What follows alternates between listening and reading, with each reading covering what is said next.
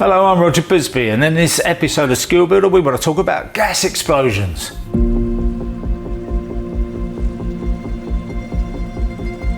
I just want to have a little rant. I love a little rant, and this one is about gas. Now, there was a big gas explosion in Paris, did a lot of damage, killed some people, and just a terrible thing. I always think, how does that happen? We've got flame failure devices on boilers, and all kinds of safety devices on gas fires and so on. And the reason you get a big gas explosion is because there's an escape of gas which builds up in the building, so obviously nobody smells it, maybe there's nobody there, and it builds up to a critical level, and then it's ignited by somebody switching on a light or something else. For that to happen, it's usually in an unoccupied building, but it can also happen if you've got somebody who's either very young, elderly, who's got dementia, they might just fall asleep. Now, the gas itself isn't poison, it's just explosive.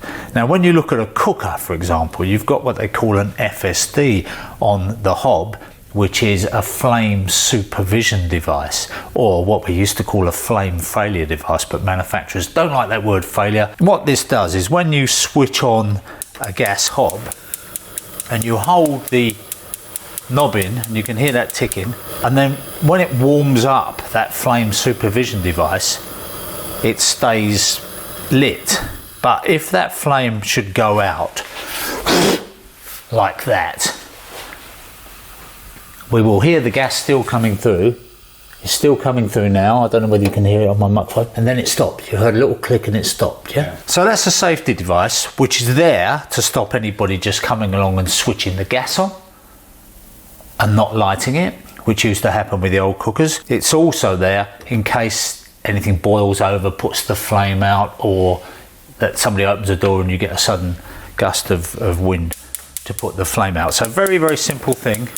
Hold it in, it's warmed it up, and so long as it's working properly, it will extinguish that gas if the flame isn't there. It fails safe, so in other words, if it doesn't work, the gas won't come on. It won't fail the other way, so the gas keeps going. I was in the premises the other day. The person was having a bit of trouble lighting their cooker because of the piezo spark. Very often, that's just a question of rearranging the burner pieces. It might be a bit of dirt, we all get things spilling over and so on. So it can be just cleaned off and made to work. So I did that, and then I switched it on, and I found that the gas was coming out, and I thought, that's odd, the flame supervision device isn't working. And then I realised it hadn't got one.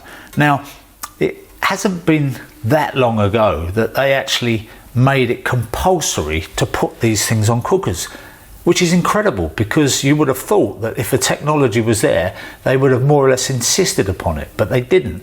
And now they have. They changed the rules so that you have to have one on there. But it means there's an awful lot of gas hobs out there which don't have a flame supervision device, which means that you can just switch the gas on and it will run. Interestingly, in tenanted properties, so if you want to get a landlord certificate or something like that, one thing they will do is come along and check that. And if your hob isn't fitted with a FSD, they can't give you a gas certificate. So in tenanted properties, in multi-occupancy housing, in anywhere that you've got elderly people, infirm people, you shouldn't have a cooker that doesn't have a flame supervision device. It's just a point to think about, because if you've got elderly relatives, if you've got children who might come along and just switch the gas on and then not light it, sometimes even when I say children, I'm talking about teenagers as well. They're occupied, they're looking on their phone or something, they switch a gas on and then walk away to do a bit of texting, that kind of thing. It's a scandal to me that these things are even allowed and that they've even been in houses. If you buy a new hob, it will have one, but if you've got a hob which is only just a few years old, you may find it's not fitted with that. So I hope that's useful. Check it out. All you've got to do is turn your gas on, listen, and if it doesn't switch on, if you don't hear the gas, then you know that it's fitted with that device. It's worth checking that out. Now, if you don't want to go to the trouble of changing over the hob or the cooker so that it has got this device, you can actually buy a gas alarm which you can put near the cooker, and if it detects that escape of gas, it will send an alarm off, and hopefully that will alert the person. So if you've got an elderly relative, you're a bit worried about them, not only can you have a smoke alarm, you can also have a gas alarm, which I think is a bit of an investment.